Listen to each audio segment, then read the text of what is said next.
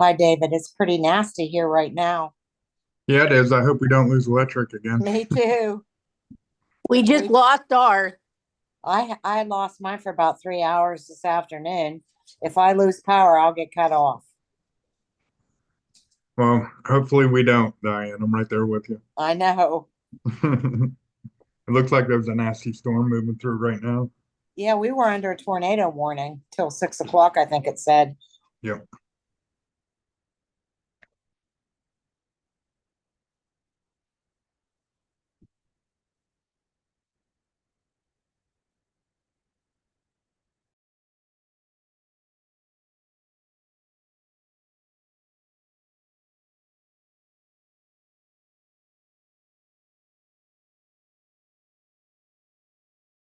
I see that okay? Looks good, Aaron. Thank you again.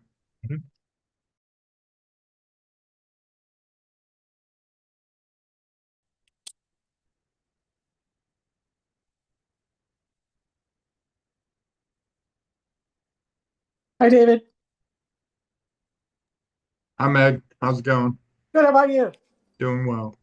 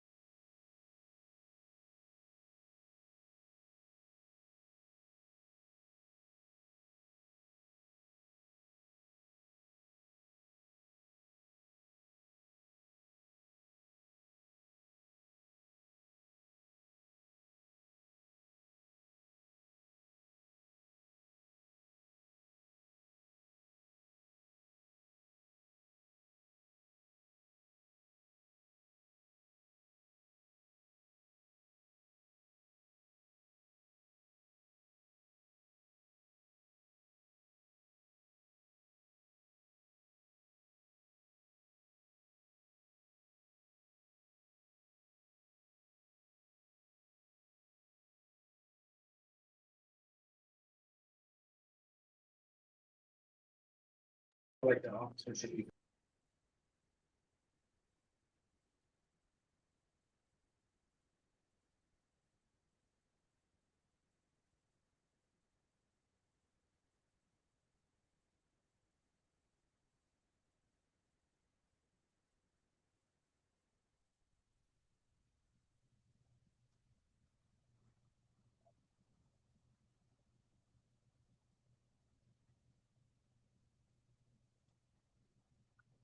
Good evening and welcome to the Allegheny Clarion Valley School Board Workshop meeting for June 9th, 2025. The AC Valley workshops are conducted virtually, and the link to access the workshop is always posted to the acvsd.org website. This evening, I will provide the school board members with information that will help to clarify agenda items, and please be reminded that you can jump in with questions or comments at any time. Madam Secretary, can you please conduct a roll call at this time? Clifford Adams. Here. Patty Anderson. Carrie Armagost. Here. John Burke. Here. Brady Fight. Diane Page. Here. Jeff Powell. Eric Sundling. Here. And Kelly Twilliger. Here. Thank you. Thanks, Sarah. Moving right into the agenda, as you can see at the very top, we will be hosting an executive session immediately following this workshop, and that will be for the annual Act 44 school safety report presented to the school board, and then it will be uploaded and sent into the Bureau of Education, part of our requirements. We don't have anybody on the agenda for this evening for the public participation or presentations. At this time, I'll open up and see if there are any board concerns at this time.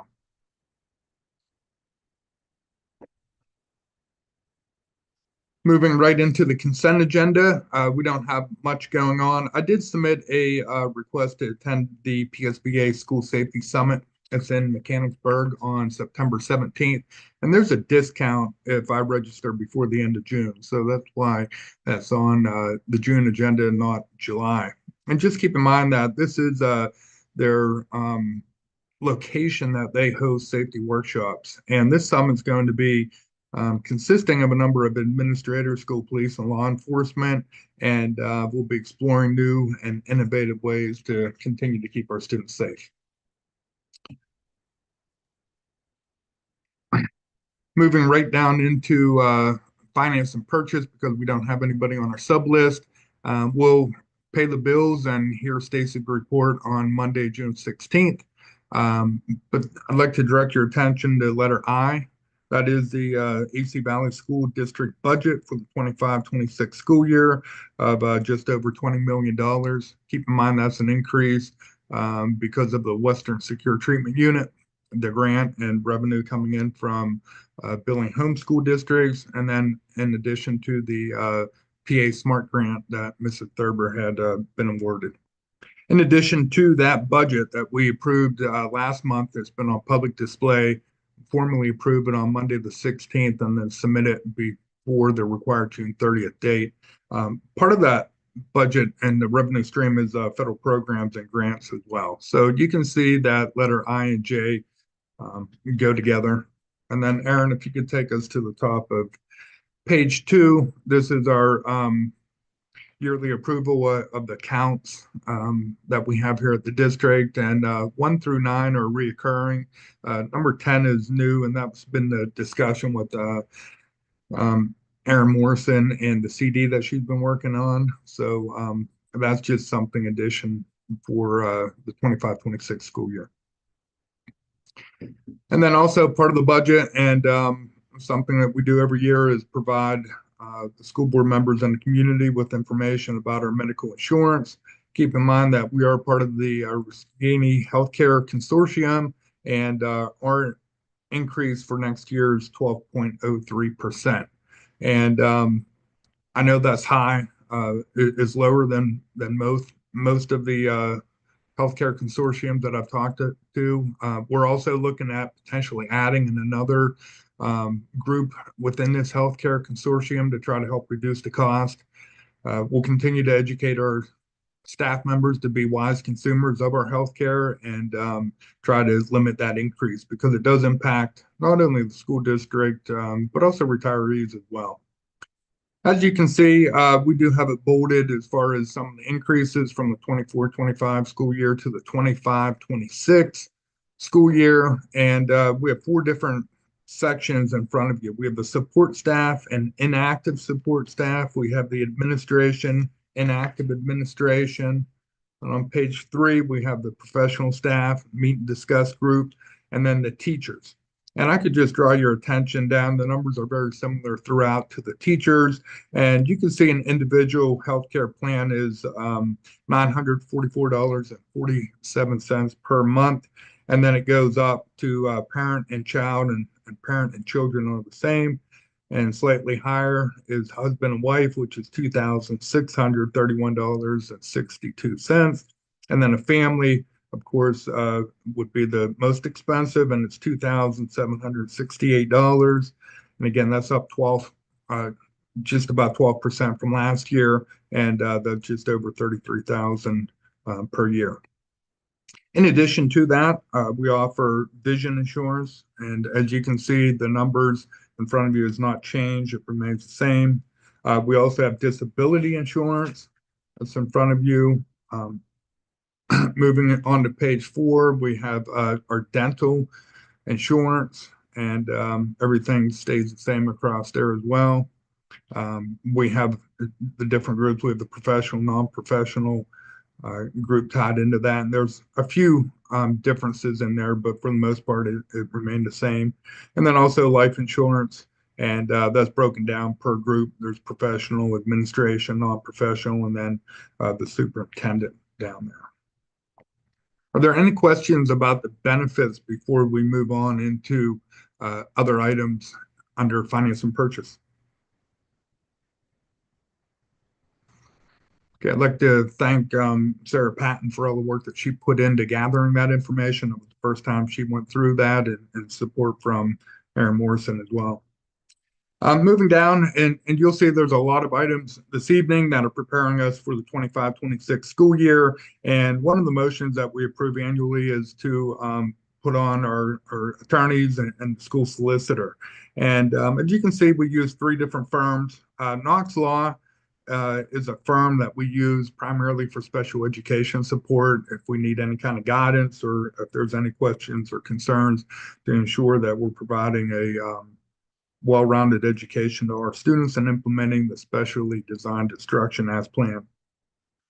We also use Attorney Kuhar, and we use him primarily for any kind of personnel concerns that we have or issues related to that. And then Zach Shekel is our general solicitor, and we contact Zach for a variety of different needs, reviewing contracts and such. And just a quick overview, Knox Law, they have a number of different items in there they offer, and generally everything went up about $10 per hour.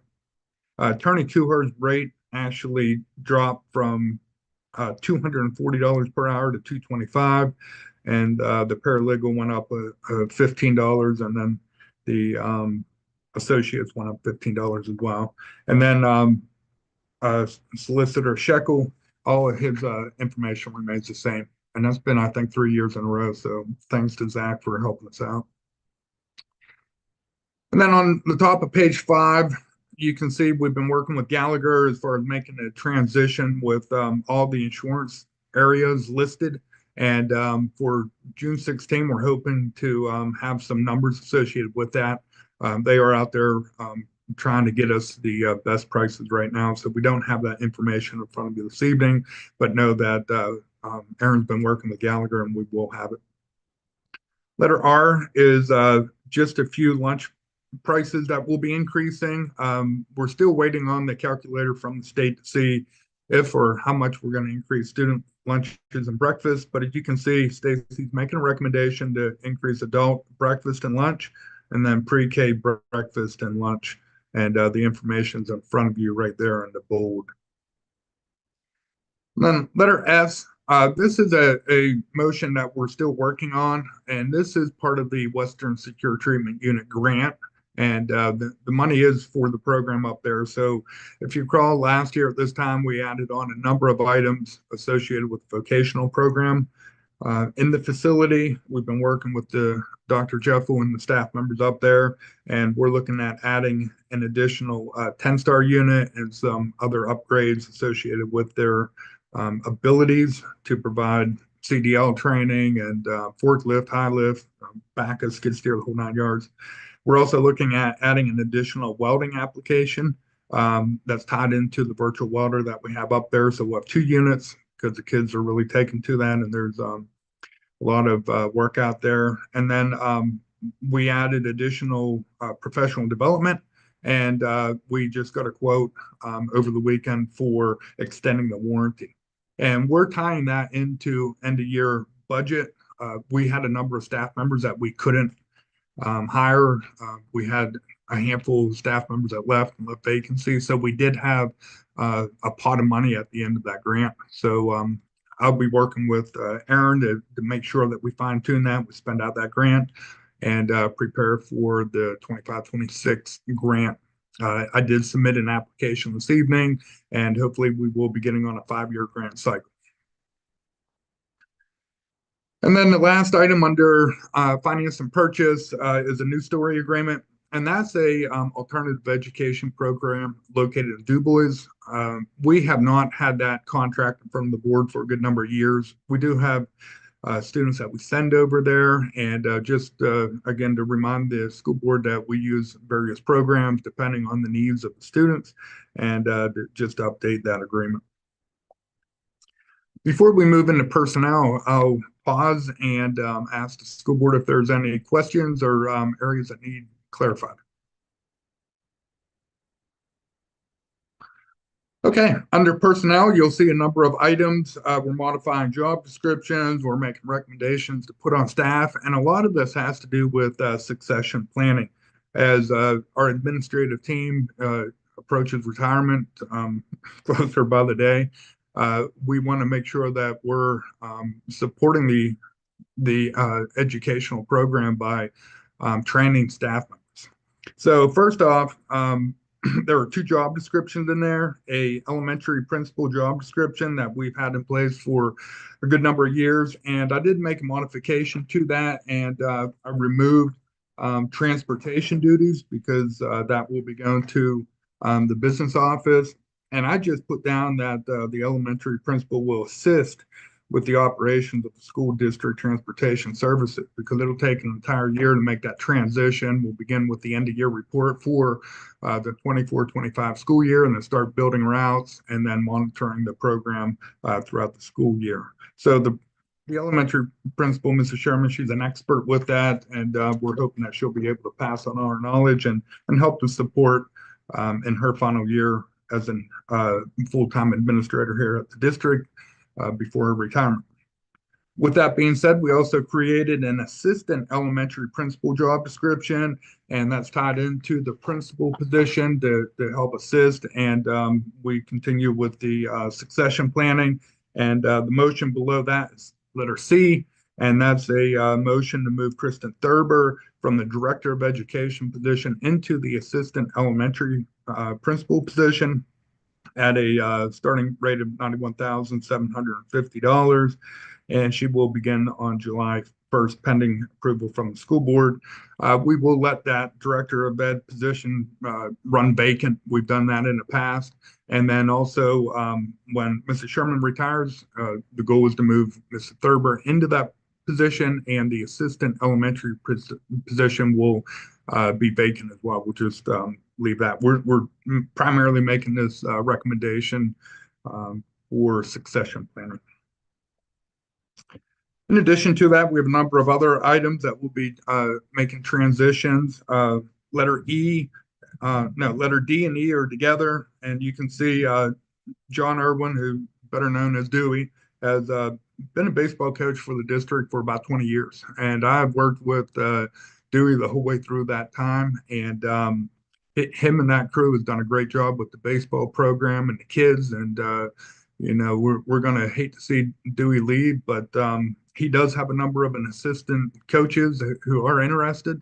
So that's why we're making a recommendation to keep that in-house, and we'll advertise it, and the athletic committee will fill that position and hopefully make a recommendation to hire in July.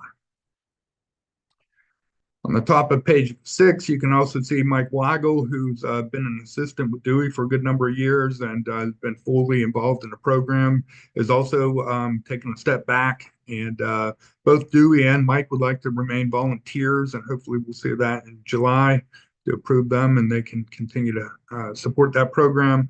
And we'll be advertising and filling the head varsity baseball coach as well as one of the assistants.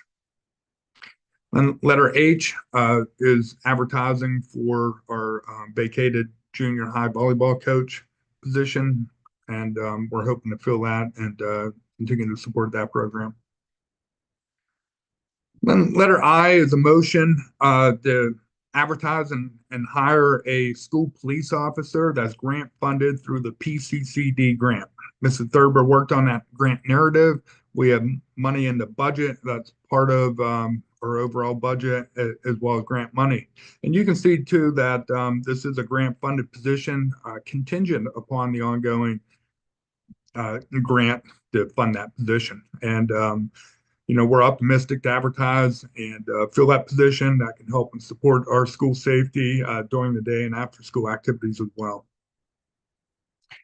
Then letter J is part of our transition plan as well, and a ongoing discussion that we've had amongst the administration and the school board about developing an assistant business manager and transportation director. So in theory, we're pulling transportation off of the elementary principal position, and then we'll leave federal programs with Mrs. Thurber and that elementary principal position.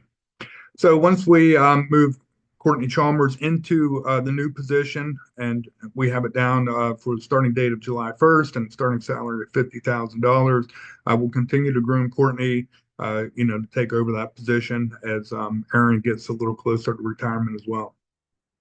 And currently, Courtney is the superintendent's secretary and accounts payable. So pending school board approval and hiring Courtney into her new position, we'll have to advertise and fill that position as well. And we'll do that both internal and external to see, what kind of candidates we can get for that position, because it's a really important position with the accounts payable piece of it. And then letter L, we also would like to get the assistant business manager put onto the bank accounts and Farmers National Bank. So that's a motion here that we have, and then we'll make the transition afterwards. And I've been trying to talk Jenny Lowry out of resigning, but she's put in just about 20 years as well as the music director for the plays and musicals and such. And she submitted her resignation, and we're going to have to accept that and advertise to replace her as our music director. And then the next two items are teachers down at the elementary school. We did advertise internal for letter O for the fourth grade position. We have 4 applicants that we will be interviewing Tuesday evening, and we're hoping to make a recommendation to hire on June 16th. And then letter P, because of some shifting around down here, we had a vacated special education teaching position, and we had 3 applicants. We interviewed, and we're making a recommendation to hire Emma Fox. She'll be coming on as a bachelor step 3, and we'll update that agenda item as well. Then letter Q, that's just a slight modification to the athletic director.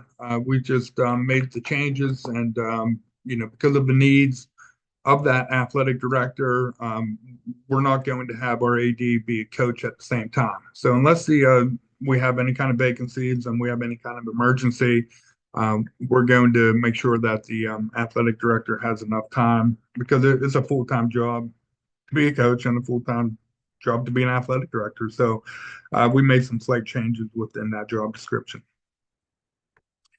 And then to finish out personnel, we have a handful of items tied into the student council up at the high school. So we have a letter of resignation from Minnie Logue and Tracy Patton, who's a junior and a senior high council advisors, respectively. And then we'll be advertising that in-house and hopefully find 2 people to replace that. There's a lot of work that goes into that. So I do appreciate everything that Tracy and Minnie had done for the kids.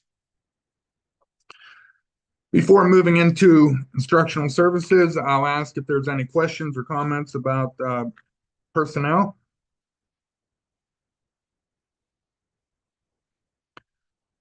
Okay, moving right into instructional services. Letter A is our annual approval of the graduating senior class. And we do have a list of the AC Valley students, but we also have a list of the West 2 students as well in front of you for formal approval. And we did have graduation. It went great, and all the kids had a good time, and we wish them the very best and thank them for being great students over the years.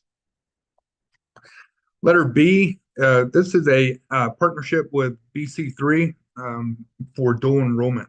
And if you look through that agreement, that provides our students with the ability to gather credits upon graduation, and it's right around $200 per credit for in-county residents. So that's a really good program, and one that Dr. Jordan had been working on. And then on the top of page 7, letter C is a concussion protocol in the absence of an athletic director, athletic trainer, that is. With that being said, we've been working with the school nurses, so we came up with a one-page document that everybody can use, and it's clear to keep kids safe. And first and foremost, the students are going to be taking the impact test. It's a baseline test to ensure that we have that data on file. Any student throughout the course of a season, if they have any kind of signs or symptoms or any kind of behaviors that's consistent with a traumatic brain injury or a concussion, then we'll immediately stop them from playing, and they'll have to go to see one of the doctors to be evaluated. if something happens during the game, the coaches or the athletic director will evaluate the students until the parents are able to come with their eyes on them and take them to get tested. The students will take their impact test to be reinstituted into that athletic event at some point. And there's stages of them returning back into it. And each stage takes anywhere from 24 to 48 hours. So there's not a rush to get the kids back in. And this is all documented. And there's 5 stages, might I add. So each one will take a day or a couple of days to get them back into it. And then if there's any issues with return to play that's observed through the coach, the AD, or the nurse, then we'll automatically remove that student because their safety and well-being is way more important than any athletic contest. So I do thank Mrs. Tracy Daly and Leanne Conto for the work that they put into that. And then right beneath that is a co-op agreement with the Union School District and the AC Valley School District for coordination of bands. And this is a true 50-50 split. The administration and school board over at Union had already approved this document. It's a 2-year agreement, and the business managers will, at the end of the season, split all the costs. So everything's fair and equal. And then also the change that came this year that we had not had it in the past is the fact that we're going to rotate band directors. And Logan's going to be the band director for the 25-26 school year. And then the Union band director will be the main director for the 26-27 school year. And just take a minute, look down through that. Dr. Jordan and myself also reviewed it, and we make a recommendation to approve it as it stands. Then E's just, again, it goes back to that Act 44 safety report, just a formal motion to show that we will be meeting after this workshop to present that information. So I know I covered a lot and all those items. Are there any questions or comments before we get into policy this evening? Okay. Every so often, PSBA sends us out a PNN news update and make a recommendation to change various policies. So we have 4 policies in front of me this evening that we've made some adjustments to here locally. But the one thing that PSBA is trying to do is to create a 300 section for all employees. As it currently stands, we have a 300, 400, and 500 section that's related to administration, support staff, and professional staff. And a lot of the policies are very similar, if not the same. So policy 317 and 317.1 are new. Basically it's supporting the school district and ensuring that our professionals are acting according to the code of professional conduct. And that's the big thing that's been changed is that code of professional conduct has not been referenced within these policies in the past, but it is this time. So take a minute and look through that. That, like I said, is a new policy and one that I will share with the staff on the opening and service day and review everything associated with that. And educator misconduct tied into it. It lists a number of different areas that are concerns. It addresses sexual misconduct. It addresses delegation of responsibilities, the duty to report, investigation, confidentiality, immunity, and such. So these 2 policies go hand in hand, and they cover all employees at the district. And then policy 320 is new as well, and that's tied into freedom of speech for the employees. And it's kind of twofold. First off, all the employees do have freedom of speech, but they got to be really careful as far as what they're saying as it relates back to the school district, how it's tied into it, who they're talking about, what they're saying in their social media. So again, I'll be reviewing that as well. And it's a brand new policy for the district. And then we do have policy 718 in place. There's some changes to the service animal policy. I've made some modifications to it, and it's in front of you with several changes to it. And right now we do have one service animal that we work with from the intermediate unit number 6, and Martian and Lager did retire this past year, so we are going to miss them greatly. They've been great, but we do find great value in having service animals in here from time to time. Any questions or comments about policy? Under facilities, James will be reporting out on Monday, and we do have a quote for a walk-in freezer that's going bad on us. So James, Aaron, and myself are working on the budget. We'll probably use some money out of the 24-25 maintenance budget and 25-26 to cover the cost of that, and it's just shy of $20,000. So that's a cost that we didn't expect, and but the walk-in freezer is original to the building. So more on that next week. Moving into transportation, there's a handful of items there. The one is the AC Valley School Van Training Program. And I developed a protocol that we're going to give out to all volunteers and all employees who drive the school van to ensure our safety and the safety of our kids. And that's just basic principles and common sense to do a pre-inspection, pre-trip inspection before getting in, taking a look at the tires, making sure the lights are on, the engine sounds fine, there's no defective seats. Walk around the vehicle, take a look on the inside of the vehicle. And then also, it breaks down the 9-passenger van. Just keep in mind that that van only holds 9 kids and the driver. So we have to adhere to those expectations, and it's very evident within this protocol that there's only 9 students to be in that van at the very max. We do have all the volunteers and employees submit their driver's license, and they are to report any kind of traffic violation while driving or even on their own. We do have safety guidelines tied into that, and tips for safe driving with the van, because it is bigger and it's top heavy, and it's a little bit difficult to drive if you're not used to driving a school van. And then the very last page is just a sign off form notating that driver reviewed that, they complete the pre-checklist, and we continue to keep our kids safe. In addition to that, we do have a number of drivers that we'll be adding to some of our subcontractors. So Irwin Transportation is asking to put on Danielle Conway. Carrie McGinnis will be driving for Kelly Stavanis, and then Brooke Irwin will be added to Irwin Transportation as well. And then just finishing off with miscellaneous, I'm sure Brady will provide us with a career center report, and Carrie will provide a intermediate unit report. We do have one correspondence, and that came from the PBIS team that presented, and they just thanked us for continuing to support that program up at the high school. And then we'll hear from some of the committees. And we did have, as you can see, the auditorium committee on there. I do have an update.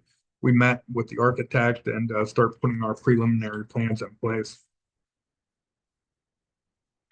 And at this time, before we conclude the meeting, I'll open it up to see if there's any questions or comments from the school board. And hearing none, what we'll do is go ahead and terminate this meeting. I did send out a Zoom link for the executive session to the school board members. I asked that you get logged on. It's in your email and in your calendar. And then I'll follow back up with the Act 44 report.